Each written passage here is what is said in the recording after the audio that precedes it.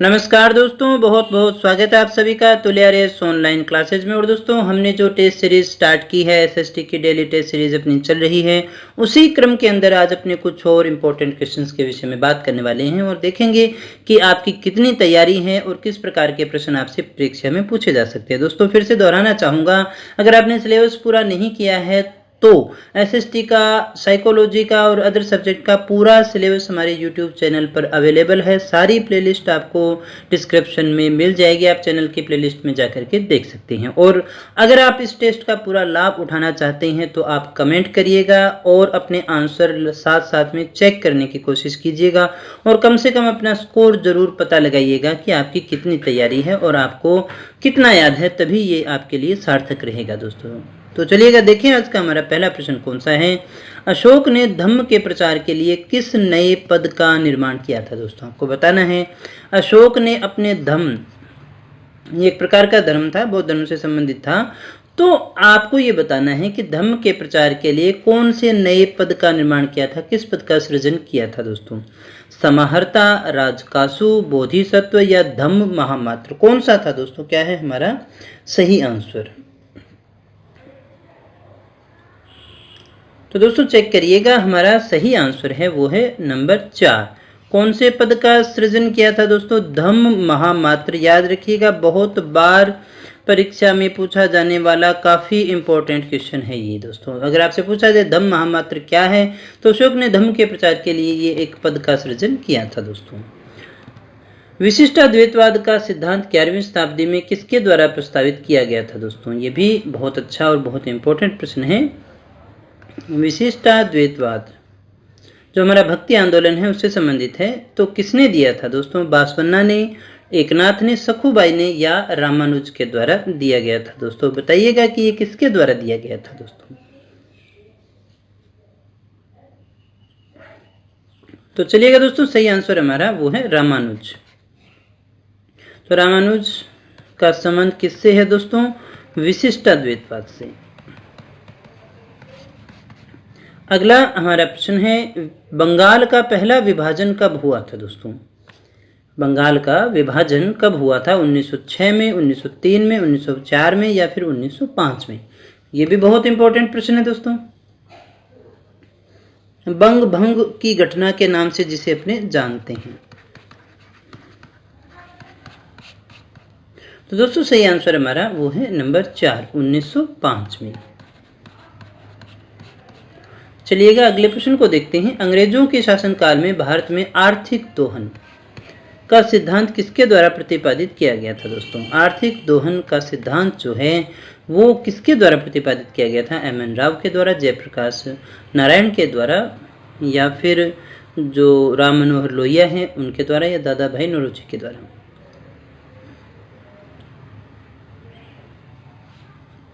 इसे आप drainage theory भी कहते हैं। क्या होगा दोस्तों सही आंसर हमारा, चेक करिएगा, सही आंसर हमारा वो है नंबर 4, दादा भाई नौरोजी के द्वारा। पुस्तक का नाम भी याद रखिएगा, poverty and un-British rule in India. दोस्तों, इसमें इन्होंने ये बताया था कि किस प्रकार से जो अंग्रेज हैं भारत का धन बाहर लेके जा रहे हैं, किन किन माध्यम से जा रहा है, ये इस सिद्धांत में बताया गया था। अगला प्रश्न देखिएगा, 1857 की क्रांति का मुख्य कारण क्या रहा था। दोस्तों, बहुत सारे कारण थे, अब इनमें से आपको बताने हैं कि मुख्य कारण, अगर आप इनमें से एक कारण को छांटना चाहें, क्योंकि यहाँ पर उपयुक्त सभी का ऑप्शन नहीं है, तो आप कौन सा करना चाहेंगे। जन आक्रोश का होगा या फिर सैनिक असंतोष का होगा या ईसाई मिशनरी का प्रभाव होगा या फिर जो है ब्रिटिश साम्राज्य की नीति होगा। मतलब आपसे पूछा जा रहा है कि 1857 की क्रांति का मुख्य कारण क्या रहा, कौन सा रहा था कारण। दोस्तों, आपको बताना है, तो चेक करिएगा। दोस्तों, सही आंसर है हमारा वो है नंबर 4, ब्रिटिश साम्राज्य की जो साम्राज्यवादी नीति थी दोस्तों वही इसमें आती है। कौन सी नीति थी दोस्तों, साम्राज्यवादी नीति इनके द्वारा अपनाई गई थी, जिसके द्वारा वो राज्यों को हड़प रहे थे। राज्यों को हड़पना इन्होंने प्रारंभ कर दिया था, अलग अलग प्रकार से टैक्सेशन भी था, ये सारी चीजें, मतलब कुल मिलाकर के ब्रिटिश साम्राज्य की जो नीति थी वो सारी की सारी ही मुख्य कारण रहने वाली है। अगले प्रश्न को हम देखें तो अगला हमारा प्रश्न है 1784 की बात है। 1784 के अंदर एशियाटिक सोसाइटी ऑफ बंगाल की स्थापना हुई। कहाँ हुई थी? कोलकाता में हुई थी। तो 3 प्रश्न तो आपके यहीं बन गए हैं और आपसे पूछा जा रहा है कि इसके पीछे जो मुख्य उद्देश्य है वो क्या था। 1784 में कलकत्ता में एशियाटिक सोसाइटी ऑफ बंगाल का गठन किया गया, स्थापना की गई। तो उसका जो मुख्य उद्देश्य है वो क्या था? इंग्लिश सिविल सेवकों को भारतीय कानूनों में प्रशिक्षित करना, भारतीय भाषाओं और धर्म ग्रंथों के अध्ययन को प्रोत्साहित करना था, पुरातात्विक सर्वेक्षण तथा उत्खनन का संचालन करना था, भारत में अंग्रेजी रीति रिवाजों और परंपराओं को प्रोत्साहन करना था। दोस्तों क्या है दोस्तों हमारा सही आंसर? आपको बताना है। चलिएगा चेक करते हैं। सही आंसर हमारा नंबर 2। इसका जो उद्देश्य था वो था भारतीय भाषाओं और भारतीय भाषाओं के साथ साथ भारत के जो धर्म ग्रंथ हैं उनके अध्ययन को प्रोत्साहन देना, उनको जानना।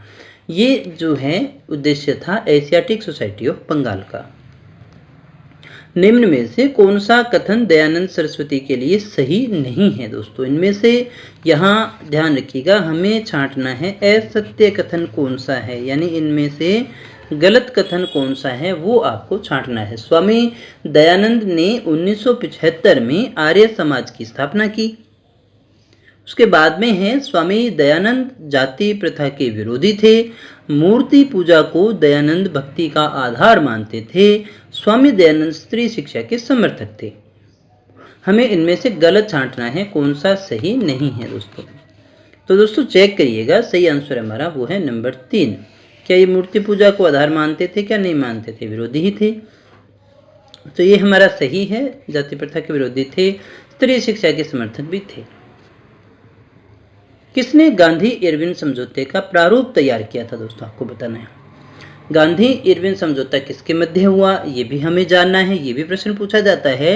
लेकिन यहाँ थोड़ा सा टिपिकल है इस क्वेश्चन का जो स्वरूप है, और आपसे पूछा जा रहा है कि गांधी और इरविन के मध्य जो समझौता हुआ था उसका प्रारूप किसने तैयार किया था? महात्मा गांधी ने, इरविन ने, हर्बर्ट इमर्सन ने, या फिर इनमें से किसी ने भी नहीं। क्या होगा दोस्तों सही आंसर? तुक्का लगा सकते हैं, देख लीजिएगा सही है या नहीं। सही आंसर है हमारा वो है नंबर 3। हर्बर्ट इमर्सन जो थे उन्होंने इसका प्रारूप तैयार किया था। दोस्तों देखिएगा, पहला गोलमेज सम्मेलन जब हुआ तो उसके परिणामों से ये अनुभव किया सरकार ने कि जब तक कांग्रेस का सहयोग नहीं मिलेगा और सहमति नहीं होगी तब तक संवैधानिक विकास की कोई योजना सफल नहीं हो सकती। और इसीलिए 26 जनवरी 1931 को जो है गांधी जी को जेल से रिहा किया गया और गांधी और इरविन के मध्य जो है वार्ता का दौर शुरू होता है। इसका जो प्रारूप है वो इमर्सन के द्वारा तैयार किया गया था। अगला हमारा प्रश्न है, ब्रिटिश सरकार और महात्मा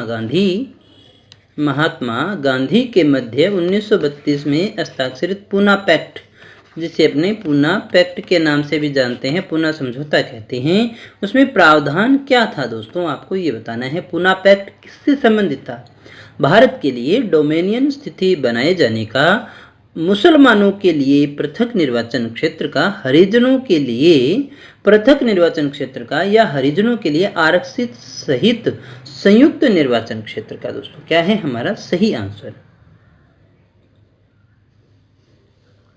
जल्दी से बताइएगा दोस्तों। सही आंसर होगा हमारा वो है नंबर 4।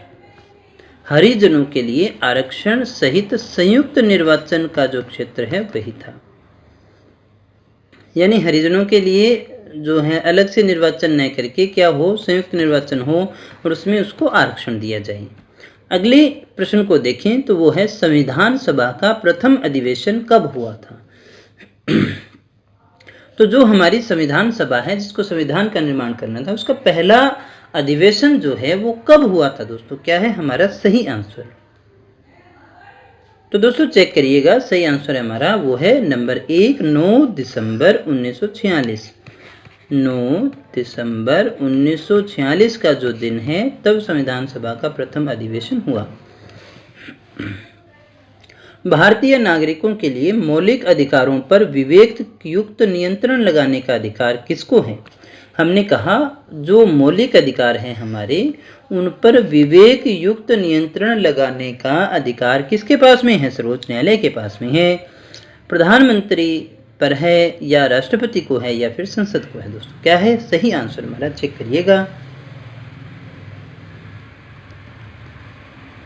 वो है नंबर 4, संसद को है दोस्तों। केशवानंद भारतीवाद जो था उसके अंदर जो है नियंत्रण लगाने का अधिकार दिया गया था, लेकिन विवेक सम्मत होने पर दोस्तों, विवेक सम्मत और अस्थायी नियंत्रण का अधिकार दिया गया था। और अगर इन पे प्रतिबंध लगाना है तो फिर कौन लगाएगा? राष्ट्रपति प्रतिबंध लगाने की घोषणा करता है। राष्ट्रपति कब करता है? ये आपातकाल की बात होती तब ये आंसर होता दोस्तों, अभी नहीं होगा। राष्ट्रपति चुनाव से संबंधित गलत कथन इनमें से कौन सा है दोस्तों? वो बताना है आपको। चुनाव से संबंधित विवाद सिर्फ उच्चतम न्यायालय में ही उठा सकते हैं। दूसरा है सभी विधायकों के मत मूल्य समान होते हैं। तीसरा है सभी सांसदों के मत समान मूल्य रखते हैं। मनोनीत सदस्य मतदान में भाग नहीं ले सकते हैं। तो दोस्तों यहाँ हमें जो ध्यान रखना है वो बताना है गलत कथन कौन सा है। इनमें से हमें गलत इन्फॉर्मेशन को छांटना है। तो दोस्तों आराम से ऑप्शन को पढ़िएगा और आंसर निकालने की कोशिश कीजिएगा। बहुत ही अच्छा और बहुत ही शानदार प्रश्न है। आंसर चेक कर लेते हैं, पढ़ लिया होगा अभी तक। तो दोस्तों हमारा सही आंसर है वो है नंबर 2, सभी विधायक समान मूल्य नहीं रखते। तो एक राज्य में जितने विधायक हैं, है ना, उनका भाग दिया जाता है जो वहाँ की जनसंख्या है, और फिर नंबर बड़ा आता है इसलिए इसे 1000 से डिवाइड भी किया जाता है। तो ये हमारा गलत हो गया, ये सही है, ये सही है और ये सही है दोस्तों। अगले प्रश्न को देखते हैं। न्यायिक पुनर्विलोकन का अर्थ है कि सर्वोच्च न्यायालय। न्यायिक पुनर्विलोकन का अर्थ क्या है? सर्वोच्च न्यायालय को सभी प्रकरणों पर अंतिम अधिकार प्राप्त है। राष्ट्रपति के विरुद्ध दोषारोपण कर सकता है। उच्च न्यायालय द्वारा निर्णीत प्रकरणों की समालोचना कर सकता है।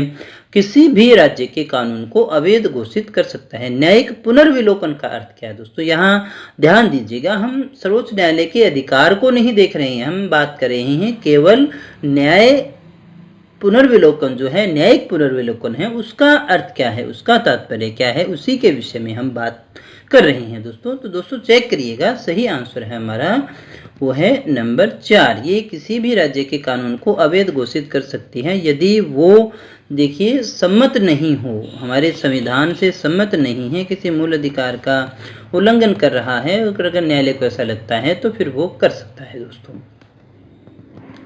पंचायत व्यवस्था का सबसे महत्वपूर्ण अंग कौन सा माना जाता है दोस्तों? बहुत बार पूछा जाने वाला प्रश्न है। पंचायत व्यवस्था या हम कहें पंचायती राज का सबसे महत्वपूर्ण भाग या कौन अंग माना जाता है? तो वो उच्च न्यायालय है, संघीय सरकार है, सर्वोच्च न्यायालय है या फिर ग्राम सभा है दोस्तों। क्या होगा दोस्तों? सही आंसर कमेंट करिएगा, तभी आपको पता चलेगा आपको आता है या नहीं आता है। चलिए चेक करते हैं। सही आंसर है हमारा वो है नंबर 4। तो जो ग्राम सभा है वही सबसे महत्वपूर्ण अंग होता है दोस्तों। और जो भी ग्राम के मतदाता हैं, जो उसमें पंजीकृत मतदाता हैं, वो सारे के सारे इसके सदस्य भी होते हैं। यहाँ से भी प्रश्न आता है। राज्य में अब देखिए संवैधानिक तंत्र फेल कर गया, तो आपको बताना है राष्ट्रपति शासन किसके द्वारा लागू किया जाएगा। देखिए संवैधानिक तंत्र फेल हो गया है राज्य में, तो फिर राष्ट्रपति शासन लागू किया जाता है। आपको ये बताना है कि संवैधानिक तंत्र फेल होने पर राष्ट्रपति शासन को लागू करेगा कौन? राष्ट्रपति करेगा, राज्यपाल करेगा, मुख्यमंत्री करेगा या निर्वाचन आयोग करेगा? तो दोस्तों क्या है सही आंसर? चेक करिएगा, वो है हमारा नंबर 1। राष्ट्रपति शासन कौन लगाता है? राष्ट्रपति ही लगाता है, लेकिन उसका मतलब असल में क्या होता है? राज्यपाल का शासन है ना, सारी सत्ता उसके हाथ में आ जाती है। तो राष्ट्रपति ही लगाता है और यहीं से चल करके उसके पास में जो है इसका उल्लेख आता है कि हमें लगाने की आवश्यकता है, उसको आभास होता है, तो यहाँ तक सूचना आती है। लेकिन राष्ट्रपति कब करता है? अपनी मर्जी से नहीं करता, मंत्रिमंडल की सिफारिश पर करता है दोस्तों। आगे देखिएगा, अगला हमारा प्रश्न है, निम्न में से कौन सी संस्था जो है वो राज्य सरकार और स्थानीय शासन के बीच राजस्व बंटवारे के लिए उत्तरदायी है? मुख्यमंत्री है, राज्यपाल है या राज्य वित्त आयोग है या फिर इनमें से कोई नहीं है। दोस्तों हमें बताना है कि जो हमारी राज्य सरकार है और जो हमारी स्थानीय शासन है उन दोनों के बीच राजस्व का बंटवारा करने के लिए कौन सी संस्था उत्तरदायी है। मुख्यमंत्री है, राज्यपाल है, राज्य वित्त आयोग है या कोई नहीं है। चलिएगा आंसर को चेक कर लेते हैं अपने। हमारा सही आंसर है दोस्तों वो है नंबर 3, यानी राज्य वित्त आयोग जो है वही है, इसका बंटवारा करने का कार्य करता है, किसको कितना मिलेगा। अम्लीय वर्षा का पीएच मापक्रम कितना होता है दोस्तों। अम्लीय वर्षा का मापक्रम कितना होता है, 0 से 7 होता है, 7 से 14 तक होता है। अब आपको बताना है कितना होता है दोस्तों, तो चेक करिएगा। सही आंसर हमारा 7 या उससे कम है, 5.6 या उससे अधिक है, 5.6 या उससे कम है दोस्तों, या केवल 7 है। पीएच मापक्रम कितना होता है, सही आंसर है हमारा number 3, power of hydrogen pH है ना, उसी की बात कर रहे हैं, जो बताता है कि कोई भी पदार्थ अम्लीय है या क्षारीय है दोस्तों। अगर 7 से प्लस में है तो फिर वो कौन सा होगा, क्षारीय, और 7 से कम है तो फिर वो क्या कहलाएगा, तो वो अम्लीय कहलाता है। लेकिन अम्लीय वर्षा का कितना मानते हैं अपने, 5.6 या इससे कम मानते हैं। भारत में सर्वाधिक वर्षा किस क्षेत्र में होती है, आपको बताना है। पश्चिमी घाट हिमालय क्षेत्र और मेघालय में होती है, मध्य प्रदेश बिहार में होती है, उत्तर प्रदेश हरियाणा पंजाब में होती है, या फिर आंध्र प्रदेश और विदर्भ में होती है। दोस्तों भारत में सर्वाधिक वर्षा किस क्षेत्र में होती है, बताइएगा फटाफट से।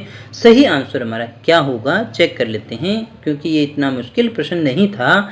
तो सही आंसर है हमारा वो है नंबर 1। थोड़ा सा लॉजिक आप लगाते, जहाँ पहाड़ है ना वहीं पे हो रही है दोस्तों ज़्यादा वर्षा है ना, ये नहीं होंगे हमारे, सर्वाधिक नहीं है। इंदिरा गांधी नहर और राजस्थान नहर को किस नदी से जल मिलता है, आपको बताना है। इंदिरा गांधी नहर हमारी है और राजस्थान नहर हमारी है, उनको किस नदी से जल मिलता है। रावी से मिलता है, घाघरा से मिलता है, यमुना से मिलता है या फिर सतलज से मिलता है। सही आंसर हमारा क्या होगा, चलिएगा दोस्तों चेक करते हैं। हमारा सही आंसर होगा वो है नंबर 4, सतलज।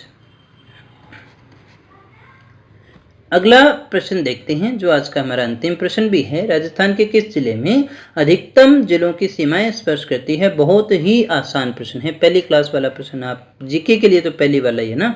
नागौर है, भीलवाड़ा है, अजमेर है या फिर पाली है। वो कौन सा जिला है राजस्थान का जिसमें अधिकतम जिलों की सीमाएं स्पर्श करती हैं, नागौर, भीलवाड़ा, अजमेर या फिर पाली। सही आंसर चेक कर लीजिएगा दोस्तों, वो है हमारा नंबर 4, पाली है, जिसकी 8 जिलों से सीमाएं स्पर्श करती है। तो दोस्तों ये थे आज के हमारे प्रश्न। अगर आपने सच में कुछ सीखा हो और अगर आपका दिल कहे तो क्लास को लाइक कर दीजिएगा, और ज़्यादा आपको अच्छा लगा हो तो दोस्तों से शेयर भी कर देना, उनको भी बता देना। अगर आप हमारी टेस्ट सीरीज को ज्वाइन करना चाहते हैं तो आप हमारी एंड्रॉयड एप्लीकेशन को भी डाउनलोड कर सकते हैं, वहाँ पर बहुत सारे फ्री ऑफ कॉस्ट आपको टेस्ट अवेलेबल करवाए गए हैं दोस्तों। लिंक आपको डिस्क्रिप्शन में मिल जाएगा या फिर आप प्ले स्टोर में तुल्या आर्यस सर्च करें तो आपको मिल जाएगा दोस्तों। तो दोस्तों फिर मिलते हैं एक और नई टेस्ट में, कुछ और नए प्रश्न और कुछ और नई जानकारी के साथ। तब तक बने रहे मेरे साथ। Thank you very much.